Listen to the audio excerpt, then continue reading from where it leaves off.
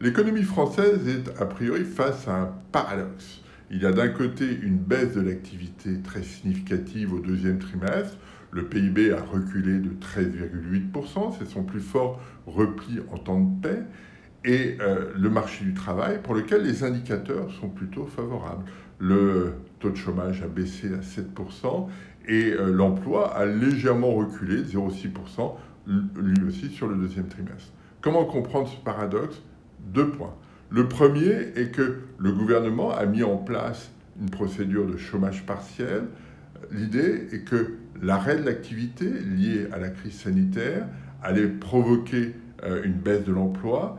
Pour compenser ce phénomène, l'État a pris en charge le chômage partiel et donc la baisse de l'emploi qui aurait dû être associée à la baisse d'activité s'est retrouvée en chômage partiel, d'où la relative stabilité de l'emploi.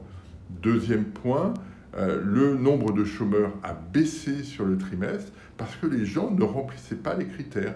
On ne pouvait pas rechercher activement un emploi puisque l'économie était à l'arrêt. On ne pouvait pas prendre un emploi parce que l'économie était à l'arrêt. Et de ce fait-là, le nombre de chômeurs sur le trimestre est beaucoup plus faible. Au mois d'avril, le taux de chômage était à 5%. Au mois de juin, après la sortie du confinement, il est beaucoup plus élevé.